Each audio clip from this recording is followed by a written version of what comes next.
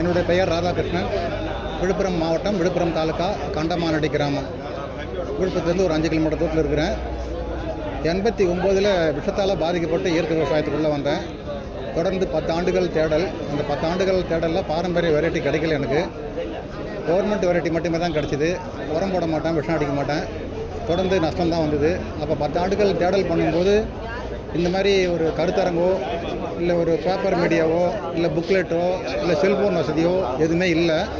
அந்த மாதிரி சூழலில் தான் நான் விவசாயத்தில் இயற்கையில் பண்ணணும்னு ஆசைப்பட்டு உள்ளே வந்தேன். அதுவும் 1/2 ஏக்கர் 1/4 ஏக்கர் 1 ஏக்கர்லாம் பண்ணல, மொத்தம் 10 ஏக்கருமே பண்ணணும்னு வந்தேன். அந்த மாதிரி பண்ணும்போது தொடர் தோல்வி 10 ஆண்டுகள். அப்புறம் தான் எனக்கு CIKS தொடர்பு கிடைச்சிது நபார்டு மூலியமாக. அந்த மாதிரி கிடைக்கும்போது செங்கல்பட்டு பக்கத்தில் CIKS என்ற நிறுவனத்தில் சுக்கன்கோளை என்ற கிராமத்தில் போய் ஒரு 7 நாள் பயிற்சி எடுத்துக்கினேன். அந்த பயிற்சியில் டாக்டர் பரிமலா, டாக்டர் விஜயகுமாரி இவங்க 2 பேரும் ரொம்ப அருமையான சொல்லிக் கொடுத்தாங்க. அந்த கருத்தோடு வந்து திருப்பி நபார்டுகிட்ட போய் 10வது இன்னும் வேணும் அப்படின்னும் போது நம்மாழ்வார்கிட்ட அனுப்பிச்சார் வானகத்துக்கு அனுப்பும்போது அங்கே 9 நாள் களப்பயிற்சி. அந்த களப்பயிற்சியில் நம்ம அங்கேயே தங்கி நேரடியாக செய்முறையோடு கற்றுக்கணும் உள்ளே வந்தபோது நம்மளால் எல்லாமே செய்ய முடிஞ்சுது. அப்போ தான் ஜெயராமன் தொடர்பு கிடச்சிது. நெல் ஜெயராமன் அவர் பேர் வச்சாங்க. அப்புறம் அந்த ஜெயராமன் மூலிமா மாப்பிள்ளை சம்பா முத என்னுடைய வயலுக்கு 2001 உள்ளே வந்ததுங்க. அன்னையிலேருந்து இன்னி வரைக்கும் தொடர் விவசாயம் தான். அந்த தொடர் விவசாயத்தில் சென்ற ஆண்டு 110 பாரம்பரிய ரகங்களை அறுவடை பண்ணியிருக்கேன். நெல் 10 ஏக்கரில் 110 பாரம்பரிய ரகங்கள் போது விழுப்புரம் மாவட்டத்தில் உள்ள அதிகாரிகள் அத்தனை பேருமே வந்து என்னுடைய வயலை பார்வையிட்டாங்க. இயற்கை சான்றிதழ் நான் 10 வருஷமாக தொடர்ந்து வாங்கிட்டு இருக்கிறேன். அதோடு இல்லாமல் போன வருஷம் நம்மாழ்வார் விருதுக்கும் ரெக்கமெண்ட் பண்ண சொன்னாங்க. எல்லா விவசாயிகளும் நம்மாழ்வார் விருதுக்கு இயற்கையில் பண்ணுறவங்க பண்ணுங்கள், யாருக்கு கிடைக்குதுன்னு சொல்ல முடியாதுன்னாங்க. அந்த மாதிரியும் பண்ண ஒரு 100 ரூபா பணம் கட்டி, ஆனால் எனக்கு கிடைக்கல, பரவாயில்ல. அதனால் என்னுடைய வயலில் வந்து எல்லாருமே வந்து பார்க்கும்போது எனக்கும் ஒரு பெருமை, ஊரில் உள்ளவங்களாம் ரொம்ப ஆச்சரியமாக பார்த்தாங்க. இது இல்லாமல் வாரம் வாரம் ஒரு பஸ்ஸு ஆத்மா மூலியமாக தொடர்ந்து வரும். அப்புறம் கல்லூரி மாணவர்கள் வருவாங்க. நிறைய பேர் கல்லூரி மாணவர்கள் வரும்போது தான் எல்லாருமே ஒரு வித்தியாசமாக என்னை பார்க்க ஆரம்பித்தாங்க. என்னடா அது விவசாயத்தில் ஒரு சாணி கோமை எடுத்துன்னு போய் சாகுபடி பண்ணுறாரு, இவரால் எப்படி ஜெயிக்க முடியுது அப்படின்னு வந்து என்னுடைய வயலை பார்க்க ஆரம்பித்தாங்க, என்னை கேட்க ஆரம்பித்தாங்க. ஆரம்ப காலங்களில் பைத்தியக்காரன்னு சொன்னவங்கெல்லாம் இன்றைக்கி வந்து என்னை சுற்றி வராங்க, எப்படி பண்ணலாம், விஷமில்லாத விவசாயம்னு சொல்கிறீங்க இல்லையா, அதை பண்ணுறதுக்கு எனக்கு தெளிவு கொடுங்க அப்படின்னு சொல்கிறாங்க. அந்த மாதிரி சொல்லும்போது அவங்களுக்கு வந்து புரியுது, நம்ம இது வரைக்கும் விஷம் சாப்பிட்ருக்குறோம், இனிமேலாவது விஷமில்லாத உணவை நம்ம சாப்பிட்ணும், நம்ம குடும்பத்துக்கு கொடுக்கணும்னு புரியுது. அதுபோது அவங்க சாகுபடி பண்ண ஆரம்பிக்கிறாங்க. கொஞ்சம் கொஞ்சமாக விதையை கொடுப்பேன். அந்த விதையை அவங்க அறுவடை பண்ணி அவங்க சாப்பிடும்போது அவங்களுக்கு ஒரு மன திருப்தியும் இருக்குது. இது இல்லாமல் என்னுடைய நெல்லை எந்த ஒரு காரணத்தை முன்னிட்டும் நேரடியாக வியாபாரி கொடுக்க மாட்டேன். ஒன்று விதையாக போகும், அப்படி இல்லைன்னா அந்த பருவம் முடிஞ்ச பிறகு அரிசியாக போகும். அப்படி விதையாக போகிறதுனால நிறைய நண்பர்கள், எனக்கு கிட்டத்தட்ட ஒரு 2000 நண்பர்களுக்கு மேலே உள்ளத்தானே ஒரு யூடியூப் பார்த்துட்டு அவங்க தொடர்ந்து பேசுவாங்க என்கிட்ட. இந்த இயற்கை இடுபொருள் எப்படிங்க தயாரிக்கிறது, நீங்கள் இயற்கையில் பண்ணி ஜெயிச்சிருக்கிறீங்க, என்னால் ஜெயிக்க முடியல, ஜெயிக்கிறதுக்கு உண்டான வாய்ப்பை கொடுங்க அப்படின்வாங்க. நான் நிறையா பயிற்சியெல்லாம் இருக்குது, அந்த பயிற்சியெல்லாம் கலந்துக்காங்க. அந்த பயிற்சியில் கலந்துக்கும் போது உங்களுக்கு எல்லா தெளிவும் கிடைக்கும். யூடியூப் பாருங்கள், தொடர்ந்து பாருங்கள். என்னுடைய சொற்பொழிவு நிறையா யூடியூப்பில் வந்துருக்குது, அதை பார்த்து நீங்கள் எல்லாமே தெரிஞ்சுக்கலான்னு சொல்லுவேன். அந்த வகையில் நிறைய நண்பர்கள் வந்து வெளிநாடுகளில் இருந்துங்க, நம்ம நாட்டிலேருந்து வெளிநாடுகளில் போய் நிறைய பேர் வந்து விவசாயம் இல்லாமல் அங்கே பண்ணி பார்க்குறாங்க இல்லையா, அவங்கெல்லாம் பார்த்துட்டு என்னுடைய நிலம் அங்கே இருக்குது தமிழ்நாட்டில், என்னுடைய நிலத்துக்கு உண்டான விதையை கொடுங்க, எங்களுடைய குடும்ப உறவினர்கள் பார்த்துக்குவாங்கன்னு சொல்கிறாங்க. அந்த மாதிரி நிறைய பேருக்கு விதை கொடுத்துருக்கேன். அந்த வகையில் நிறைய பேர் சாகுபடி பண்ணி என்னை விட அதிக மகசூல் எடுத்த விவசாயிகள் நிறைய பேர் இருக்காங்க. என்கிட்ட விதை வாங்கி என்னை விட அதிக மகசூல், பர் ஏக்கரில் 45 மூட்டை தூய மல்லி ஒரு விவசாயி பவானியில் எடுத்து சாகுபடி பண்ணியிருக்காரு. ரொம்ப அற்புதமாக அவர் சாகுபடி பண்ணதுனால 70 கட்டு வைக்கல் கிடச்சிருதுன்னு சொல்லியிருக்காருங்க. இதெல்லாம் ரொம்ப பெருமையாக இருக்குது. இந்த மாதிரி ஒவ்வொரு விவசாயியுமே இயற்கைக்கு மாறும்போது அவங்களுக்கு செலவினங்கள் குறையுது, கடன் இல்லா விவசாயமாக இருக்குது, நோய் இல்லாத வாழ்க்கை அவங்களுக்கு கிடைக்குது, அவங்களுடைய தலைமுறைகள் நல்லா வாழும். இன்றைக்கி நிலைமையில் நிறைய பேருக்கு வந்து குழந்தைகள் இல்லைன்ற ஒரு சூழ்நிலை உருவாகிறதுக்கு காரணமே விவசாயிகள் தாங்க. இந்த விவசாயிகள் வந்து ரசாயன உரம் போடாமல் இயற்கையில் விளைஞ்ச விளைபொருள் சாப்பிட்டாக்கா நஞ்சில்லாத உணவு சாப்பிட்றதுனால உடல் ஆரோக்கியமாக இருக்கும். அந்த உடல் ஆரோக்கியமாக இருக்கும்போது கருத்தரித்தல்ன்றது கண்டிப்பாக நடக்கும். இன்றைக்கி நிறைய பேர்கிட்ட அது இல்லை. ஒரு காலத்தில் வந்து குடும்ப கட்டுப்பாடு அப்படின்ட்டு எங்கே பார்த்தாலும் சிறப்பு முக்கோணம் மருத்துவமனையில் பார்த்தோம். இன்றைக்கி அந்த மருத்துவமனையிலேயே வேறு ஒரு நிகழ்ச்சியை பார்க்க வேண்டிய சூழ்நிலை இருக்குது. கருத்தரித்தல் மையம் அப்படின்ற ஒரு போர்டு தான் அங்கே தொங்குது. இது ஒவ்வொரு விவசாயிக்கும் தேவையா? இந்த மாதிரி ஒரு சூழ்நிலையில் நம்ம பாதிக்கப்பட்டிருக்கோம். இதிலேருந்து மீண்டு வரணும் அப்படின்னாக்கா இயற்கை விவசாயத்தில் கையில் எடுக்கணும். அதோடு இல்லாமல் நம்ம தலைமுறை மட்டுமே தான் நம்மளுடைய சந்ததிகளுடைய வாழ்வு சீர்குலையிறதை பார்க்க வேண்டிய சூழ்நிலையில் இருக்கிறோம். நம்மளுடைய சந்ததிகளுடைய வாழ்வு சீர்குலையிற ஒரு நிலைமையை பார்க்குறோம். ஏன்னாக்கா சந்ததிகள் வந்து ஃபாஸ்ட் ஃபுட் உணவுகள் அதிகமாக விரும்பி சாப்பிட்றாங்க. அந்த உணவை குறைக்கணும். நம்மாழ்வார் என்ன சொல்கிறாருனாக்கா, தீட்டப்பட்ட வெள்ளை அரிசியை சாப்பிட்றத குறைங்க. சாப்பிடாதீங்கன்றார். குறைங்கல்ல, சாப்பிடாதீங்க. வெள்ளை சர்க்கரையில் செய்த உணவுகளை சாப்பிடாதீங்க. மைதாவில் செய்கிற உணவு வகைகளை சாப்பிடாதீங்க. அடுத்தது பிராய்லர் கறிக்கோழி சாப்பிடாதீங்க. பால் உணவுப் பொருட்களை சாப்பிடாதீங்க. இந்த 5 உணவுப் பொருட்கள் தவிர்த்தாலே நீங்கள் 100% இல்லை 50% ஆரோக்கியமாக வாழலாம் அப்படின்ற ஒரு நியமனத்தோடு சொல்கிறாரு. சரி, பால் உணவுப் பொருட்கள் முக்கியமாக குழந்தைங்களுக்கு, வயோதிகர்களுக்கு மட்டும்தான் தேவைன்றார். மீதி பேருக்கெலாம் தேவையில்லை. அப்படியே சாப்பிட்டா மீதி பேர்லாம் நாட்டு மாட்டு பால், நாட்டு மாட்டு மோர் இது மட்டும் சாப்பிட்லாம். அதனால தான் வந்து மோரை வந்து சிலிப்பி வெண்ணெய் எடுத்துகிட்டு தண்ணி ஊற்றி சாப்பிட்ணும். மோரை பெருக்கி, நீரை சுருக்கி, நெய்யை உருக்கின்னு நம்ம பெரியவங்க சொல்லியிருக்காங்க. அந்த மெத்தடில் நம்ம பண்ணலாங்க. அதே போல் நிறைய பேர் இயற்கை விவசாயம் பண்ணுறவங்க பூச்சி உழுது எப்படிங்க பூச்சியை கட்டுப்படுத்துறதுன்னு கேட்குறாங்க. பூச்சியை வந்து கட்டுப்படுத்துறதுன்றது இன்றைக்கி நிலைமைக்கு சவால் தாங்க.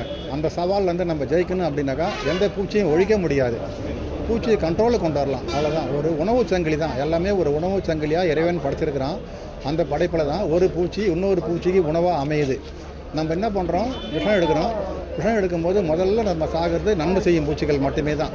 அந்த நன்மை செய்யும் பூச்சிகளை காப்பாற்றணும் அப்படின்னாக்கா மேலே உள்ள பூச்சிகளை கண்டிப்பாக வாழ்வாதாரத்தை அது வந்து சுகமாக கொண்டாடணும் அப்படின்னாக்கா நம்ம பூச்சியை ஒழிக்கிறதுக்கு விஷம் எடுக்கக்கூடாது. அப்போ நம்ம இலைத்தழை கரைசல் அடிக்கலாம். 5 இலை கரைசல், 10 இலை கஷாயம், வேப்பங்கொட்டை கரைசல், அக்னி அஸ்திரம், பிரம்மாஸ்திரம் இதெல்லாம் நம்ம இயற்கைகளை கட்டுப்படுத்துறதுக்கு உண்டான சூழல் இருக்குது. இது இல்லாமல் டீ வடிவ குச்சிகள், முட்டை ஒட்டுண்ணிகள், இனக்கவர்ச்சி பொறிகள், இந்த மாதிரியும் ஒரு சோலார் விளக்கு பொறி இப்படியும் கட்டுப்படுத்தலாம். எதெல்லாம் ஈஸியாக இருக்குதோ அதை பண்ணலாங்க. எல்லாமே நம்ம சொல்கிறோம்னாக்கா அத்தனையுமே அந்த விவசாயிகள் செய்யணும்னு அவசியம் இல்லை.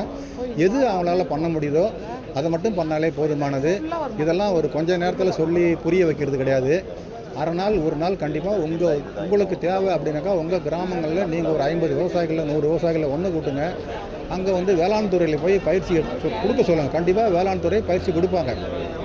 இந்த மாதிரி வேளாண் துறை பயிற்சி கொடுக்கும்போது சமயத்தில் அந்த வேளாண் துறையை என்னையும் கூப்பிட்டு பயிற்சி கொடுக்க சொல்லுவாங்க. அந்த மாதிரி கொடுக்கும்போது இடுபொருள் தயாரித்தல் பயிற்சியோடு நம்ம கொடுக்கலாம். இடுபொருள் தயாரித்தல் பெரிய விஷயங்க. அந்த இடுபொருள் தயாரித்தல் வாயால் சொல்கிறதோட கண்ணால் நேராக நீங்களே பார்த்து செய்யணும். அந்த இடுபொருள் தயாரித்தல்ன்றது நம்ம பலதானிய விரைப்பு பறித்து நிலத்தை வளப்படுத்தணும். கனஜீவாமிர்தம் ரெடி பண்ணிக்கணும், பஞ்சகவியா ரெடி பண்ணிக்கணும், ஜீவாமிர்தம் ரெடி பண்ணிக்கணும். அடுத்ததாக பார்த்தாக்கா நம்ம மீன் அமிலம், முக்கியமாக யூரியாவுக்கு பதில் மீன் அமிலம் ரெடி பண்ணிக்கணும்.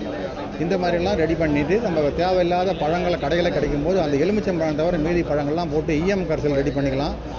தயிர் கரைசல், மோர் கரைசல், இப்படிலாம் நிறையா இருக்குங்க. 1 2 இல்லைங்க, நிறையா இருக்குது. எல்லாமே எல்லா விவசாயம் செய்ய முடியாது. அந்த சூழலில் யாரெல்லாம் எது ஈஸியாக கிடைக்குமோ அதை செய்கிறது உண்டான வாய்ப்பை பயன்படுத்திக்கணும். எது அருகாமையில் உள்ளதோ அந்த பொருளை பயன்படுத்திக்கணும். ரொம்ப தூரம் போய் எந்த ஒரு பொருளும் எடுக்கணும்னு அவசியம் இல்லை. அதே போல் ஒரு நாட்டு மாடு இருந்தாலே 25 30 ஏக்கர் ஒரு விவசாயி சாகுபடி பண்ணலாம், எந்த இன்புட்டும் வாங்காமல். அந்த மாதிரி ஒரு நாட்டு மாடு ஒவ்வொரு விவசாயியுமே வச்சுக்கணும். அந்த மாதிரி வச்சுக்கினாக்கா கோமியத்தை கலெக்ட் பண்ணி 100 ஆண்டுகள் வரை கடாமல் வச்சுருக்கலாம், ஒன்றுமே ஆகாது. சாணி மட்டும் அன்னைக்கு ஃப்ரெஷ்ஷாக எடுத்துக்கணும். இந்த மாதிரி சாணி மட்டும் ஃப்ரெஷ்ஷாக எடுத்துக்கின்னு அவங்க வந்து இயற்கை விவசாயம் பண்ணுறாங்க அப்படின்னாக்கா நிச்சயமாக அவங்க வாழ்வாதாரம் ஜெயிக்கும். கடன் இல்லா ஒரு விவசாயத்தில் அவங்க வாழற சூழ்நிலை கிடைக்கும். நான் என்றைக்கு இயற்கை விவசாயத்துக்கு உள்ளே வந்தனோ அன்னையிலிருந்து ஆரம்ப காலங்களில் 10 ஆண்டுகள் மட்டும் கடனாளியாக இருந்தேன். ஏன்னா அந்த தொழில்முறை ரகசியம் தெரியல, பாரம்பரியம் தெரியல. பாரம்பரியம்னு தெரிஞ்ச பிறகு நான் பாரம்பரியத்துக்கு உள்ளே வந்த பிறகு இன்றைக்கி வரைக்கும் கடன் இல்லா விவசாயியாக வாழறேன். அதனால் வந்து நம்ம வந்து கடன் இல்லா விவசாயத்தில் இருக்கும்போது நம்ம மட்டுமே தாங்க நம்ம வேலையை பார்க்கணும். எல்லாத்துக்குமே நம்ம தேவையில்லாமல் ஆளுன்னு ஆளை போட்டுட்டு நம்ம வந்து ஒரு மடிப்பு கலையாமல் பொட்டி போட்ட சொக்கா போட்டுன்னு வரப்போனா கண்டிப்பாக வேலை நடக்காது. தற்சார்பு வேளாண்மைன்றது ஒரு வாழ்வாதாரத்தை ஜெயிக்க வைக்கணும். தற்சார்பு வேளாண்மை தான். அப்போ நம்ம வயலில் நம்ம வந்து உள்ளே இறங்கி வேலை செய்ய பார்க்கணும். இது முக்கியமானது. நம்ம மட்டும் இல்லைங்க, நம்மளுடைய வீட்டில் உள்ள குடும்பத்தினர், மனைவி, மகன், மகள், இதெல்லாம் யார் இருந்தாலுமே, வயோதிகர் கூட. உதாரணமாக பார்க்க போனாங்க, தெலுங்கானாவில் நாகரத்ன நாயுடு அவங்க அம்மாவுக்கு 90 வயசு ஆண்டிச்சு. அந்த 90 வயசு உள்ளவங்க இன்றைக்கி ட்ரே நடவு நடும்போது, வரிசை முறையில் மார்க்கரில் நடவு நடும்போது அவங்க நாற்று எடுத்து போய் வயலில் கொடுக்குறாங்க. 90 வயசு உள்ளவங்க வேலை செய்யும்போது நம்ம 50 60 வயசு உள்ளவங்க கண்டிப்பாக வயலில் வேலை செய்யலாம் இல்லையா? அந்த மாதிரி வேலை செய்யும்போது நம்மளுக்கு பணம் மீறுது. இன்றைக்கி 100 நாள் வேலை வந்ததுனால நிறைய பேர் வந்து விவசாயமே பாதிக்கப்படுதுன்றாங்க. அந்த 100 நாள் வேலையை விவசாயத்துக்கு கேரளாவில் மாற்றி கொடுத்துருக்காங்க. அந்த மாதிரி தமிழ்நாடு அரசாங்கமும் மாற்றி கொடுக்கணும்னு நிறைய போராட்டங்கள் நடக்குது. அந்த போராட்டத்தில் கண்டிப்பாக வெற்றி கண்டோம்னாக்கா இயற்கை விவசாயம் இல்லை, பொதுவாக விவசாயமே ஜெயிக்கும். இல்லைன்னா இதே நிலைமை நீடிச்சதுனாக்கா இன்னொரு 10 ஆண்டுகளில் விவசாயமே அழிஞ்சு போகும். அந்த மாதிரி ஒரு சூழலில் இன்றைக்கி ஆள் பற்றாக்குறை நிறையா இருக்குது. போகிறாங்க, எந்த வேலையுமே செய்யாமல் சுகமாக உட்காந்துட்டு கூலி வாங்கின்னு வராங்க இல்லையா. அந்த மாதிரி விவசாயிகளை சோம்பேறி ஆக்கின்னு இருக்காங்க அரசாங்கம். அதுலேருந்து மாறணும். அவங்கள பழையபடி வந்து ஒரு வலுக்கட்டாயமாக அந்த வேலையை செய்ய சொல்லி வற்புறுத்தணும். நாங்களும் ஒரு பாதி 50% நாங்களும் கூலி தர தயாராக இருக்கிறோம். மீதி அரசாங்கம் ஒரு 70% கூட கொடுக்கட்டுமே. அவங்களுக்கு ஒரு 30% லாபம், எங்களுக்கு ஒரு 50% லாபம் தானே. அந்த மாதிரி அவங்கள வந்து பழையபடி வந்து இயற்கை விவசாயத்தில் அவங்களும் வரவழைக்கும் போது அவங்களுடைய உடல் உழைப்பு செய்யும்போது தான் அவங்களுடைய உடம்பு ஹெல்த்தியாக இருக்கும். உடல் உழைப்பு இல்லாமையே கறந்தாலும் கண்டிப்பாக அவங்க கொஞ்ச நாளில் அவங்களுக்கும் கேன்சரு, சுகரு, பிபி இந்த மாதிரி வியாதியெல்லாம் வரதுக்கு உண்டான சூழ்நிலையை அரசாங்கம் அன்றைக்கி கொண்டு பண்ணியிருக்காங்க. அது வந்து மாறணுங்க. இது என்றைக்கு நடக்குன்னு தெரியல. எல்லா அரசியல்வாதியுமே சொல்கிறாங்க, செய்ய மாட்டுறாங்க. செஞ்சாங்கன்னாக்கா நிச்சயமாக நல்லாயிருக்கும். அதுக்கு விவசாயிகள்கிட்ட ஒற்றுமை இல்லை.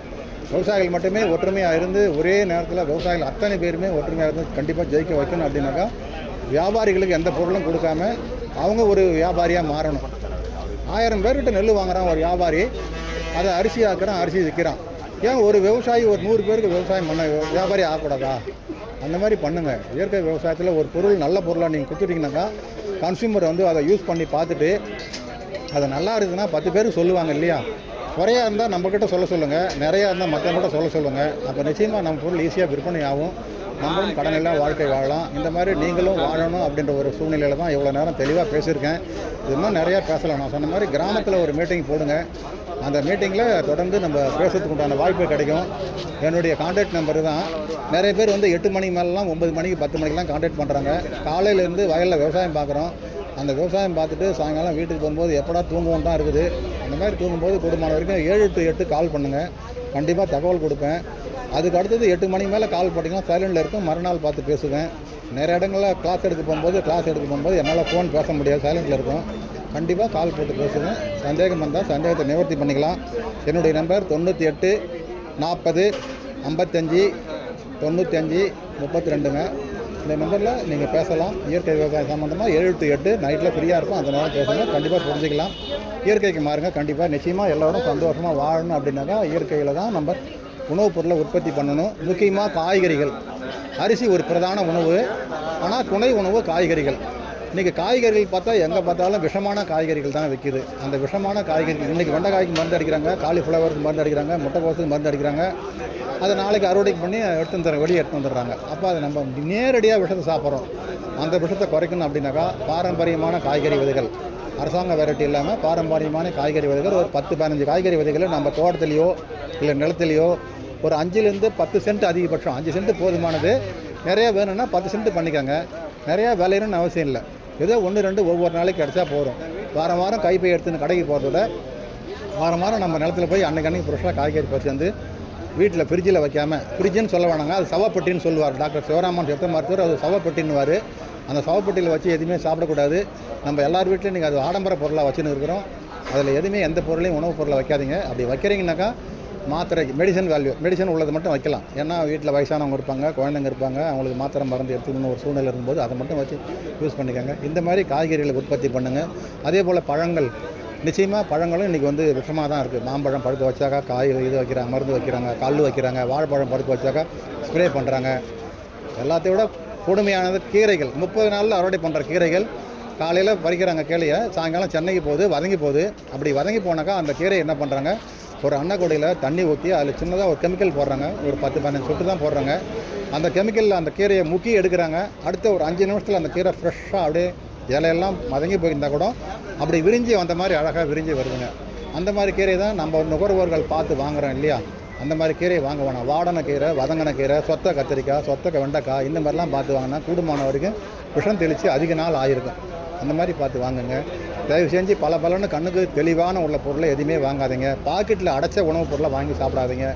இப்படியெல்லாம் வாழ்ந்தாக்கா நம்ம ஆயில் நல்லாயிருக்கும்.